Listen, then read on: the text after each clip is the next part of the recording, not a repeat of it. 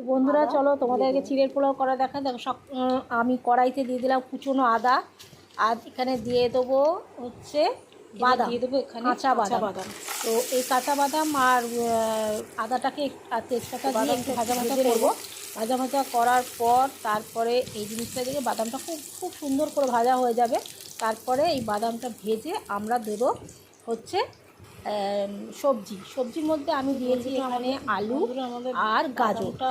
সত্যি কথা বলতে ক্যাপসিকাম দেওয়া যায়, কিন্তু আমার ঘরে যতটুকু জ্বালিয়ে দেবো তাই দিয়েছি। এখানে দেখো আলু ডুমো ডুমো করে কেটে নিয়েছি, ছোটো ছোটো করে গাজর কেটে নিয়েছি, আর কাঁচা লঙ্কা দিয়ে এটাকে পুরো সুন্দর করে ভাজা ভাজা করবো। আর এখানে চিড়ে বার করে নিয়েছি। আমি এখানে সাদা চিড়ে নিয়েছি, ধপধপে সাদা। তোমরা চিড়ের পোলাও তো মোটা চিড়েই নেয়, কিন্তু আমি একটু ভালো হয় সাদা ধপধপে। মোটা চিড়েটা একটু নোংরা নোংরা ছিল বলে বডিটা ভাবটাকে বলে আমি সাদা চিড়েটা বেশি ধোবো না। এই চিড়ে কিন্তু বেশি ধুলে হবে না, জলে ভিজালেও হবে না বেশি করে, জাস্ট একবার ধুয়ে নিগড়ে তুলে নিতে হবে। নেগড়ালি দেখবে একটু ডালা ডালা পাকিয়ে আমারও গেছে এবং আমারও যাবে, সেই জন্য তোমাদের সাবধান করতে মাছ মোটা চিড়ে শুকনো লঙ্কা। আর এখানে দেখো শুকনো লঙ্কা দিয়েছিলাম, যদিও আমি ভুলে গেছি, সেই কারণে তোমাদেরকে আমি শুকনো লঙ্কাটা আমার দেওয়াই উচিত ছিল, মানে দিয়ে দিলাম। দেওয়ার পর আমি এখানে বেশ করে সুন্দর করে ভেজে নেবো।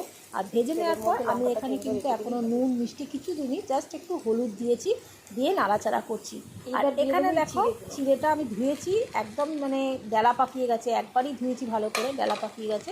তারপরে চিড়েটাকে একটু ভালো করে নাড়াচাড়া করে তারপরে আমি এখানে দিয়ে দেবো নুন করে, আর দিয়ে দেবো এখানে এখানে চিনি দিয়ে দিলাম।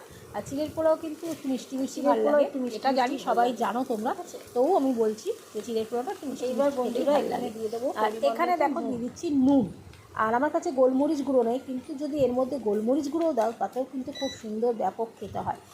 ভিডিওটা একা একা করছি আমার সব দেওয়া হয়ে গেছে, এধার ওধার চলে যাচ্ছে। আর এখানে দেখো দিয়ে দিচ্ছি দেশি গরুর ঘি। ঘিয়ের ফ্লেভারটাই এত সুন্দর, একটুখানি, যদিও আমার ঘি খাওয়া একদমই বারণ, সেই জন্য একটুখানি ঘি দিয়ে চিড়ের পোলাওটা অলমোস্ট আমার রেডি করে ভাজা হয়ে গেছে। এবার আমি বন্ধুরা আমার চিড়ের পোলাও রেডি, তোমরা দেখতে পাচ্ছ চিড়ের পোলাও রিভিউ দিই তোমাদের কেমন হয়েছে খেয়ে। এবার চলো খেয়ে রিভিউ দিই। চিড়ের পোলাও হাতে তুলে নিয়েছি, আর এই দেখো খাচ্ছি, খেয়ে রিভিউ দিচ্ছি তোমাদের।